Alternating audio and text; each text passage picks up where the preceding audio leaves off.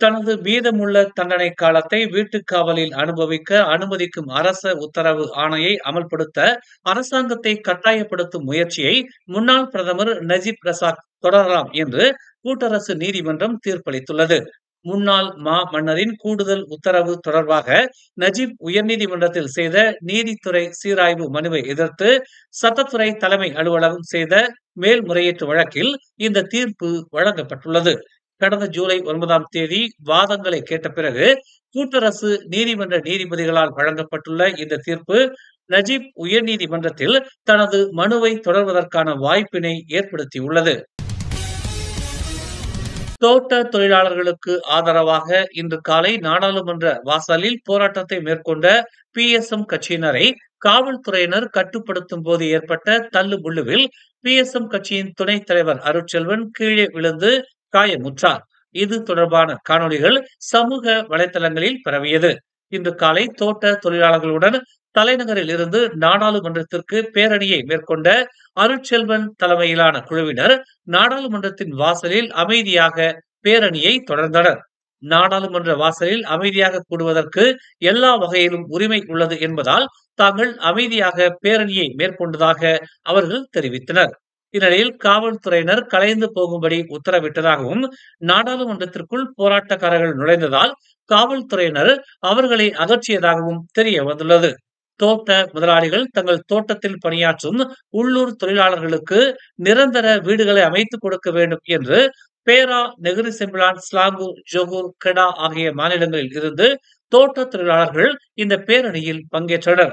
பேரணியை தடுப்பதற்காக காவல்துறையினர் முற்பட்ட போது இந்த தள்ளுமுள்ளு ஏற்பட்டதில் 58 வயது அருட்செல்வன் கீழே விழுந்ததாகவும், ஆனால் அவர் எந்த ஒரு காயங்களுக்கும் உள்ளாகவில்லை என்றும் தெரிய வந்துள்ளது. அரசு அதிகாரிகளின் வீடுகளில் தேசிய கொடியை கட்டாயம் பறக்கவிட வேண்டும் என்று நெகிரி செம்பிலான் மாநில மந்திரி பெசார் ததஸ்ரீ அமினுddin ஹாரூன் உத்தரவிட்டுள்ளார். அரசு ஊழியர்கள் பொதுமக்களுக்கு முன் உதாரணமாக இருக்க வேண்டும் என்பதால் இந்த தேசிய மாதம் முழுவதும் ஜலோர் கெவிலாங்கை அவர்கள் வசிப்பிடத்தில் பறக்கவிட வேண்டும் என்று அவர் வலியுறுத்தினார். அரசு ஊழியர்களின் தேசபக்தியை இதன் மூலமாக அளவிட முடியும் என்று தாம் நம்புவதாக அவர் கூறினார். நெகிரி செம்பிலான் மாநிலத்தில் சுமார் 7000 அரசு ஊழியர்கள் பணியாற்றுவதாகவும் அவர்களின் வசிப்பிடங்களில் தேசிய கொடியை பறக்க விடுவதால் எந்த ஒரு சிக்கலும் இருக்காது என்று அவர் கூறினார். விடுதலை நாளான ஆகஸ்ட் 31ஆம் தேதிக்குள் அரசு ஊழியர்கள் அவர்களின் வீடுகளில் தேசிய கொடியை ஏற்றியிருக்க வேண்டும் என்றும், செப்டம்பர் 16 மலேசிய நாள் வரையில் தேசிய கொடி ஏற்றப்பட்டிருக்க வேண்டும் என்றும் அவர் கூறினார். தேசிய கொடி தொடர்பான சர்ச்சைகளில் நெகிரி செம்பிலான் மாநில அரசு ஊழியர்கள் சிக்காமல் இருக்க முன்னெச்சரிக்கையுடன் இருக்க வேண்டும் என்றும் தத்தஸ்ரீ அமினுddin ஹாரூன் நினைவூட்டினார். மாரா உயர்கல்வி கூடத்தில் பகடிவதைகளில் ஈடுபடும் மாணவர்களை கட்டுப்படுத்தவும் அவர்களின் பாதுகாப்பை நிலைநிறுத்தவும் MRSM மாணவர் தங்கும் விடுதிகளில் வார்டன்களாக முன்னாள் ராணுவ அதிகாரிகளையும் முன்னாள் காவல்துறை அதிகாரிகளையும் நியமிப்பதாக மாரா உயர்கல்வி கூடங்களின் தலைமை இயக்குனர் டத்தோ டாக்டர் அஸ்ராப் வஜிரி டுசூகி தெரிவித்துள்ளார். அதன் முதற்கட்டமாக 7 முன்னாள் காவல்துறை அதிகாரிகளை பணிக்கு அமர்த்தி இருப்பதாக அவர் கூறினார். திரங்கானு, பினாங்கு ஆகிய 2 மாரா உயர்கல்வி கூடங்களில் முதல் கட்டமாக புதிய வார்டன்களை நியமித்திருப்பதாகவும், ஆண்கள் மட்டுமின்றி பெண் வார்டன்களும் நியமிக்கப்படவிருப்பதாகவும் அவர் கூறினார். மாணவர்கள் மத்தியில் பகடிவதைக்கு முற்றுப்புள்ளி வைக்க இம்மாதிரி கடுமையான சில நடவடிக்கைகளை தாம் மேற்கொள்ள வேண்டியிருப்பதாக அவர் கூறினார். நியமிக்கப்பட்டிருக்கும் புதிய வார்டன்களுக்கும் கட்டுப்பாடுகள் இருப்பதாகவும் டத்தோ டாக்டர் அஸ்ராப் வஜிரி டுசூகி சுட்டிக்காட்டினார். ஜாரா கொய்ரினா மகாதீருக்கு நீதி கிடைக்கும் வரை போராட்டத்தை நிறுத்த மாட்டேன் என்று பிரதமரின் புதல்வியும் PKR கட்சியின் துணைத் தலைவருமான நூருல் இசா அன்வார் உறுதி அளித்துள்ளார். இந்த வழக்கில் ஒவ்வொரு அடுத்த கட்ட நடவடிக்கைகளையும் தாங்கள் தொடர்ந்து கண்காணித்து வருவதாக அவர் கூறினார். விழிப்புடன் இருப்பது, குழந்தைகளை பாதுகாப்பது மற்றும் இது போன்ற ஒரு சோகம் மீண்டும் ஒருபோதும் நடக்காமல் பார்த்துக் கொள்வது தங்கள் பொறுப்பு என்று அவர் இன்று ஜாரா கரீனாவின் தாயாருடன் சந்தித்த பிறகு ஒரு அறிக்கையில் இதனை தெரிவித்தார். ஒரு தாயாக ஜாராவின் தாயார் தாங்கும் வலியை தாம் உண்மையிலேயே உணர்வதாக அவர் கூறினார். மலேசியாவில் செயற்கை நுண்ணறிவு மேம்பாடு அனைவரையும் உள்ளடக்கியதாக இருக்க வேண்டும் என்றும் சமூகத்தின் ஒவ்வொரு பிரிவினரும் பயனடைவதை உறுதி செய்ய வேண்டும் என்றும் இலக்கவியல் அமைச்சர் கோபிந்த் சிங் டியோ தெரிவித்துள்ளார். பல்வேறு முயற்சிகள் மூலம் விவசாயம், கல்வி, சுகாதாரம், நிதி மற்றும் சுற்றுலா போன்ற பல துறைகளில் உலகளாவிய டிஜிட்டல் பொருளாதாரத்தில் போட்டியிடவும் வழிநடத்தவும் மலேசியர்களுக்கு அதிகாரம் வழங்கப்படும் என்று அவர் கூறினார். வருமான வரியை செலுத்த தவறினால் சம்பந்தப்பட்டவர்கள் வெளிநாட்டிற்கு செல்ல தடை விதிக்கப்படலாம் என்று உள்நாட்டு வருமான வரி வாரியத்தின் வருமான வசூல் துறையின் உதவி தலைமை இயக்குனர் அசாருடீன் முகமது அலி கூறினார். எனவே வரி செலுத்தாமல் இருப்பவர்கள் தங்களின் பயணத்தை திட்டமிடுவதற்கு முன்னர் பயண தடை தொடர்பான விவரங்களை மலேசிய குடிநுழைவுத்துறையின் அதிகாரப்பூர்வ அகப்பக்கம் அல்லது மை டாக்ஸ் செயலி வாயிலாக அறிந்து கொள்ளும்படி பொதுமக்களை அவர் கேட்டுக்கொண்டார்.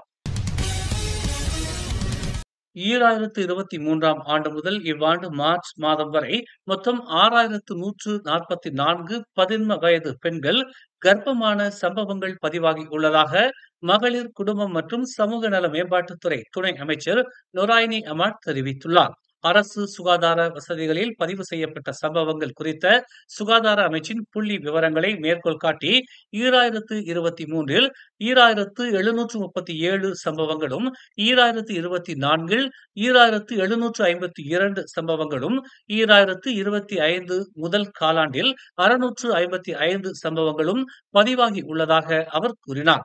சமூக பொருளாதார கண்ணோட்டத்தில் வறுமை, பள்ளி இடைநிற்றல் மற்றும் வேலை வாய்ப்புகள் இல்லாமை ஆகியவை பதின்ம வயதினர் இந்த ஆபத்திற்கு ஆளாகக்கூடிய காரணிகளாக அடையாளம் காணப்பட்டுள்ளதாக அவர் கூறினார். தோட்ட தொழிலாளர்களுக்கான வீட்டு வசதி திட்ட சட்ட வரைவை பிரதமரிடம் சமர்ப்பிக்க தோட்ட தொழிலாளர்கள் நடத்திய பேரணி இன்று நாடாளுமன்ற வளாகத்தில் பெரும் பரபரப்பை ஏற்படுத்தியது. தோட்ட தொழிலாளர்கள் சமூக ஆதரவு குழுவான JSML சேர்ந்த தோட்ட தொழிலாளர்களின் வீட்டுடைமை தொடர்பான சட்ட வரைவை மலேசிய பிரதமரிடம் சமர்ப்பிக்கும் விதமாக இந்த பேரணி நடைபெற்றது.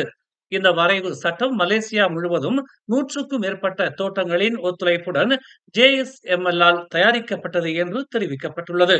மேலும் மலேசிய அரசாங்கம் இந்த வரைவை மலேசிய சட்டமாக மாற்றுவதற்காக நாடாளுமன்றத்திற்கு கொண்டு சேர்க்க வேண்டும் என்பதே இந்த பேரணியின் நோக்கம் என்று அவர்கள் தெரிவித்தனர்.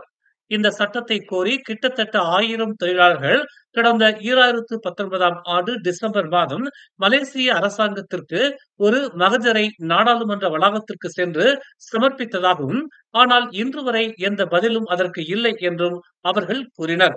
இப்போது தாங்களே இதை வரைந்து பல மாநில அரசாங்கங்களுக்கு இந்த வரைவை சமர்ப்பித்துள்ளதாக அவர்கள் கூறினர். இந்த சட்ட வரைவினை இன்று சபாநாயகர் ஜொஹாரியிடம் அவர்கள் சமர்ப்பித்தனர்.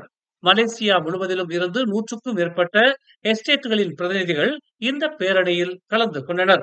அதோடு PSM, ஸ்வராம் உள்ளிட்ட அரசு சாரா அமைப்புகளும் இந்த பேரணியில் பங்கேற்றனர். மேலும் செய்திகளை தெரிந்து கொள்ள தமிழ் மலர் நாளிதழை பாருங்கள். உடனுக்குடன் செய்திகளை தெரிந்து கொள்ள தமிழ் மலர் இணையதளம், தமிழ் மலர் செயலி மற்றும் மலர் டிவி யூடியூப் சேனலை வலம் வாருங்கள். எங்களோடு இணைந்திருக்க மலர் டிவியை பதிவு செய்து கொள்ளுங்கள். உறவுகள் மகிழ்ந்திட விருப்பம் மற்றும் பகிர்வு சேவையை சொடுக்கிடுங்கள்.